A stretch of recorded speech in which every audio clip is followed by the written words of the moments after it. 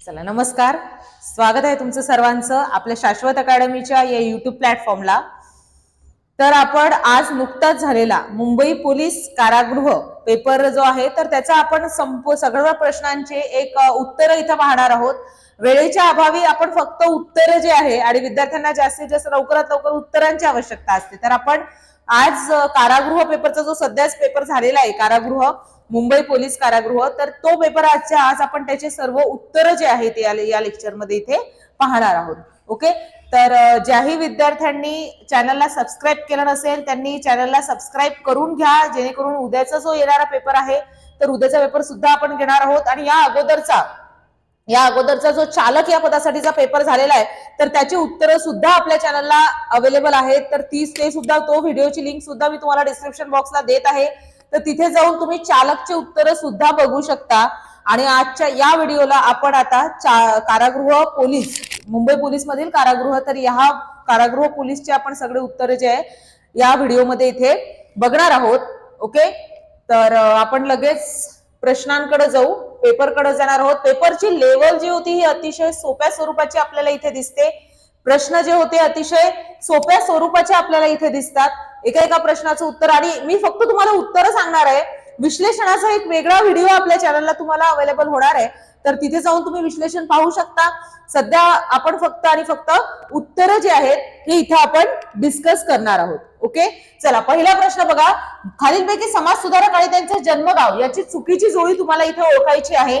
तर याची चुकीची जोडी असेल गोपाळ गणेश आगरकर. यांचा जन्म सिंधुदुर्गला झालेला नाहीये, तर यांचा मूळचा जन्म साताऱ्यामधला असेल. खालीलपैकी समाज सुधारक आणि त्यांच्याशी संबंधित वृत्तपत्र याची चुकीची जोडी ओळखायची आहे.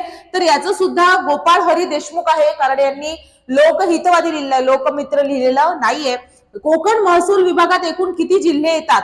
तर हा आपला तिसरा प्रश्न असणार आहे. तर याचं उत्तर असणार आहे 7 जिल्हे येतात कोकण विभागामध्ये. काल गुरुवार होता, उद्या 15 तारीख आहे, तर पुढच्या दिवस शनिवारी कोणती तारीख असेल हा आपल्याला इथे रिझनिंगचा प्रश्न दिसतो. तर याचं उत्तर असेल 22 तारीख असणार आहे पुढच्या शनिवारची. सकाळी 7 वाजता रमेश झेंड्याकडे तोंड करून उभा होता, तेव्हा झेंड्याची सावली रमेशच्या डाव्या बाजूने पडली, तर त्याचे तोंड कोणत्या दिशेला असेल? तर याचं उत्तर असणार आहे त्याचं तोंड हे दक्षिण दिशेला असणार आहे. आता आपण जो सेट घेत आहोत तर तो आपला बी संच असणार आहे. संच कोणता आहे? तर बी संच असणार आहे. ओके, चला पुढल्या प्रश्नाकडे जाणार आहोत आपण. पुढला प्रश्न आहे प्रश्न क्रमांक 6. 31 मुलींच्या रांगेमध्ये लीनाचा डावीकडून 15वा क्रमांक आहे, तर उजवीकडून मोजल्यात तिचा कोणता क्रमांक येईल? तर तिचा येणार आहे 17वा क्रमांक. उजवीकडून कोणता क्रमांक येईल तिचा? तर लीनाचा येणार आहे उजवीकडनं 17वा क्रमांक. नंतर ही काही तुम्हाला एक सिरीज दिलेली आहे आणि ती श्रेणी जी आहे ही तुम्हाला इथे कंप्लीट करायची आहे. तर या श्रेणीचं उत्तर कोणतं येणार आहे? तर VP 10 हे या श्रेणीचं उत्तर असेल. नंतर ही सुद्धा तुम्हाला एक श्रेणी दिसते, या श्रेणीचं उत्तर असणार आहे 36 आणि 216. इथे तुम्हाला वर्ग आणि घन असे दिलेले आहेत. पुढीलपैकी वेगळेपणा दाखवणारा घटक कोणता आहे? मॉस्को, पॅरिस, न्यूयॉर्क आणि दिल्ली. तर याचं उत्तर असणार आहे न्यूयॉर्क. बाकी सर्व काय आहेत? कारण तर बाकी सर्व राजधान्यांचे ठिकाण आहेत, न्यूयॉर्क फक्त एक शहराचं ठिकाण आहे. आंबा म्हणजे फळ, तर बटाटा म्हणजे काय असते? तर मूळ आहे. बटाटा म्हणजे काय आहे? तर मूळ असणार आहे. ओके, पुढल्या प्रश्नाकडे जाऊयात आपण. 11वा प्रश्न बघा. FORM याला DMTO लिहितात, तर स्टॉपला काय लिहिणार? स्टॉपला लिहिणार QR. पहिले दोन हे मागचे सोडून घेतलेले आहेत, तर पुढचे दोन हे समोरचे सोडून घेतलेले आपल्याला तिथे दिसतात. घोड्याला वाघ म्हटले, बैलाला हत्ती म्हटले, हत्तीला बैल म्हटले, तर वाघाला सिंह म्हटले. तर शिंगे असणारा प्राणी कोणता? शिंगे असणारा बैल आहे, बैलीला आपण हत्ती म्हटलेला आहे, म्हणून कोणता असेल? क. बरोबर. जर x म्हणजे प्लस, भागाकार म्हणजे मायनस, तर हे पूर्ण तुम्हाला दिलेलं आहे, समीकरण दिलेलं आहे पूर्ण. तर या समीकरणाचं जे उत्तर येणार आहे ते येणार आहे तुमचं 6. समीकरणाचं उत्तर किती आलं? तर 6. मी फक्त आणि फक्त तुम्हाला यामध्ये उत्तर सांगणार आहे. PQRS हे 6 जण परीक्षेला बसतात, 4 जण परीक्षेला बसतात. P प्रथम येत नाही, Q P च्या अगोदर येतो, S हा शेवटी येत नाही. तर प्रथम कोण येतो असा आपल्याला तिथे प्रश्न विचारलेला आहे. तर याचं उत्तर असणार आहे आपलं पर्याय क्रमांक 2, एकतर S किंवा R हे त्याचं योग्य उत्तर असणार आहे.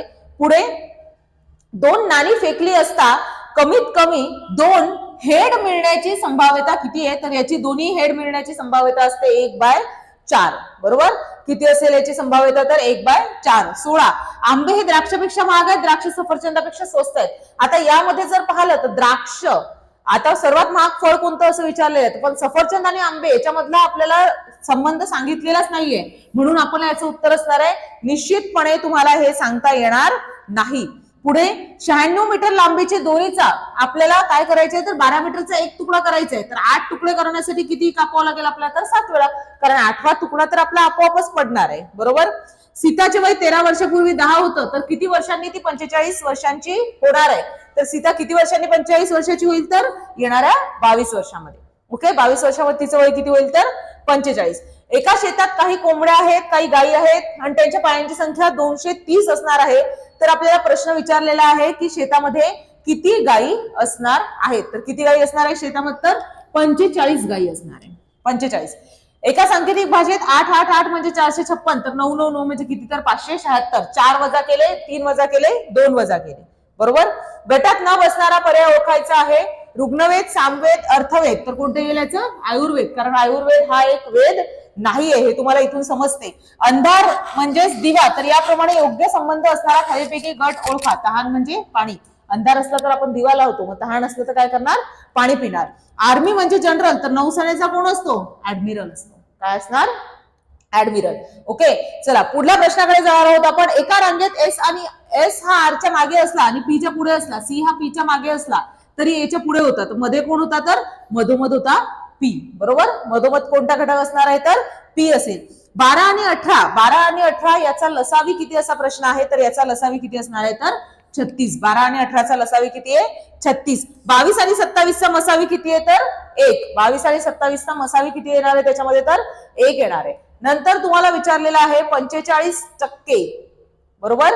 येस, 45% म्हणजे किती होईल, 45% म्हणजे किती येते मग तर 9/20. किती येईल 9/20. 150%, तर 150% म्हणजे किती येईल असं तुम्हाला विचारलेलं आहे तर 1.5. 150% म्हणजेच काय येईल 1.5.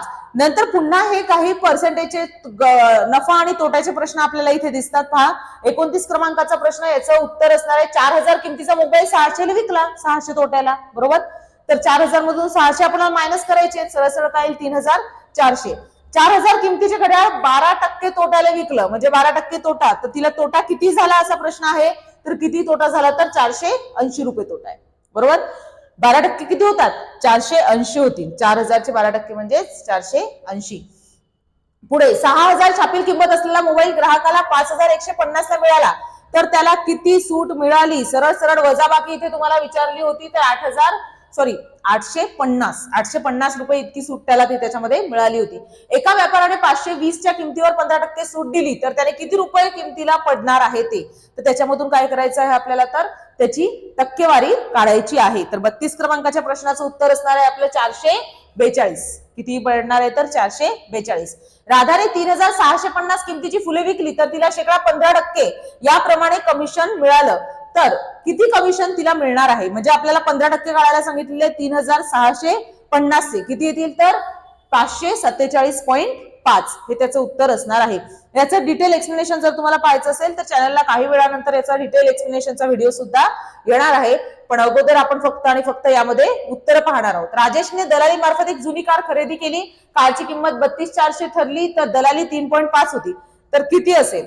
येस, किती असेल याची तर 1134. शेकडा कोणत्या दराने 400 ची 3 वर्षात 460 होईल. 460 केव्हा होईल तर जेव्हा आपण 5% घेणार आहे, कारण 20 म्हणजे किती टक्के होतात तर 5% होणार आहे. बरोबर. 400 चे 5% म्हणजे किती तर 20 रुपये. बरोबर. चला पुढल्या प्रश्नाकडे जाणार आहोत आपण. राजाने क्रिकेटचे 5 सामने खेळले, सरळ सरळ या सगळ्यांची बेरीज करून त्याला भागेला 5 आपल्याला करायचं आहे. काय उत्तर येईल तर 52. काय येईल उत्तर 52.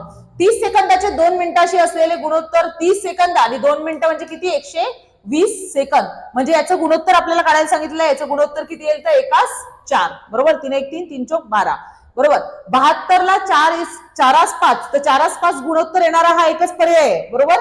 8 चौक 32 आणि 8 पंच 40, तर एकच गुणोत्तर आपल्याला दिसते जे 4:5 या प्रमाणामध्ये असणार आहे. पुढे ए आणि बी यांच्या आजच्या वयाचे गुणोत्तर 5:9 आहे, तर एचं वय 20 आहे, तर बीचं वय किती येईल. एक्स ची किंमत काढा आणि एक्स ची किंमत काढल्यानंतर तुम्हाला हे उत्तर नक्कीच येणार आहे. काय उत्तर असेल याचं तर 36. काय उत्तर आहे तर 36 याचं उत्तर असणार आहे. पुढे बघा पुढे आपल्याला प्रश्न दिलेला आहे, रमेशचे 15 वर्षापूर्वीचं वय हे 30 होतं, तर तो किती वर्षांनी 60 वर्षाचा होणार आहे? तर याचं उत्तर असेल ब. काय उत्तर आहे याचं? तर ब म्हणजेच 15. बरोबर, कितीला असणार आहे? 15 वर्षानंतर. 100 इंच म्हणजे किती सेंटीमीटर होते? 100 इंच. इथे तुम्हाला सरळ सरळ कन्व्हर्शन फॅक्टर आणि आपल्याला बरेचसे कन्व्हर्शन फॅक्टरवर देखील प्रश्न विचारण्यात आलेले आहेत. तर किती असेल याचं? तर 254 सेंटीमीटर. 5 मीटर म्हणजे किती किलोमीटर होते? अतिशय सोपा प्रश्न आहे. 0.005 एवढं त्याचं उत्तर असणार आहे. एका पेटीत 2 डझन आंबे आहेत, तर 24 पेट्या आहेत. तर 24 पेट्या आहेत म्हणजे त्याच्यामध्ये किती डझन असतील? 48 डझन आहे. आणि 48 डझन म्हणजेच किती आंबे होतात? तर 48 डझन म्हणजेच होणार आहे 576 आंबे. किती होतील? 576 आंबे. 1024 किलोबाईट. आता हा सेम प्रश्न आपल्याला चालक मध्ये दिसतो, सारखाच प्रश्न चालक मध्ये आहे. 124 किलोबाईट म्हणजेच किती एमबी असते? तर 1 एमबी असते. बरोबर, येस. किती एमबी असेल? 1 एमबी. पुढे, खालीलपैकी मूळ संख्या कोणती आहे ती तुम्हाला ओळखायची आहे. येस, कोणती असणार आहे मूळ संख्या? कोणती आहे याच्यामध्ये? तर 373 ही त्याच्यामधली मूळ संख्या आहे. खालीलपैकी सर्वात लहान 3 अंकी मूळ संख्या कोणती? तर कोणती आहे याच्यापैकी? तर 101. सर्वात लहान 5 अंकी संख्या जिला 41 ने भाग जाईल याचं असणार आहे 10,004. 10,004 ही ती संख्या असेल. पुढे, पुढीलपैकी सर्वात लहान अपूर्णांक कोणता आहे? सर्वात लहान अपूर्णांक याच्यापैकी कोणता असेल? तर 3/4 हा सगळ्यात लहान अपूर्णांक आहे. 121 चा वर्ग जो आहे तो तुम्हाला इथे विचारलेला आहे. 49 नंबरचा प्रश्न किती असेल मग? तर 14,641 हा आपला 121 चा वर्ग आहे. 225 चा वर्गमूळ तुम्हाला काढायला सांगितलेला आहे, तर कोणतं येईल त्याचं उत्तर? 15. 11,881 याचा आपल्याला वर्गमूळ पुन्हा काढायला सांगितलेला आहे, तर कोणतं येईल? 109. 109 चा वर्ग जो आहे हा असणार आहे 11,881. ओके, पुढल्या प्रश्नाकडे जायचं आहे आपल्याला. 72, 60 आणि 96 यांचा मसावी किती आहे? आणि जर तुम्ही मॅथ्सचे प्रश्न पाहिले तर अतिशय बेसिक जे काही आपले घटक असतात, जे बेसिक चॅप्टर आहेत आपले, त्या सगळ्यांवर आपल्याला प्रश्न दिसतात. 72, 60 आणि 96 याचा मसावी किती आहे? याचा मसावी किती असेल मग? तर 12. बरोबर, याचा मसावी किती आहे? 12. 10, 20 आणि 30 याचा लसावी किती असणार आहे? याचा लसावी किती आहे मग? तर 60. 6, 8, 24, 30, 60 यांचा मसावी किती आहे? मसावी किती आहे? तर 2. जर्जर याचा विरुद्धार्थी शब्द कोणता आहे? तर निरोगी. जर्जर म्हणजे असा की ज्याला खूप रोग जडलेले आहेत, असा म्हणजेच जर्जर. मग त्याचा विरुद्ध काय होईल? निरोगी. तो मुलगा कबड्डी खेळत आहे. खेळत आहे म्हणजे क्रिया चालू आहे, म्हणजे कोणता काळ आहे हा? अपूर्ण वर्तमान काळ, म्हणजे त्याला आपण चालू वर्तमान काळ सुद्धा म्हणतो.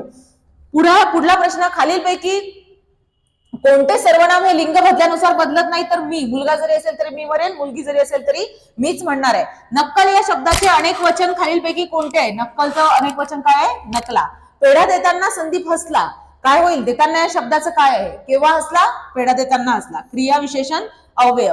मी पुस्तक वाचले असेल. असेल म्हणजे भविष्यकाळामध्ये घडणार आहे आणि वाचण्याची क्रिया पूर्ण असणार आहे, त्यामुळे पूर्ण भविष्यकाळ हे त्याचं उत्तर आहे.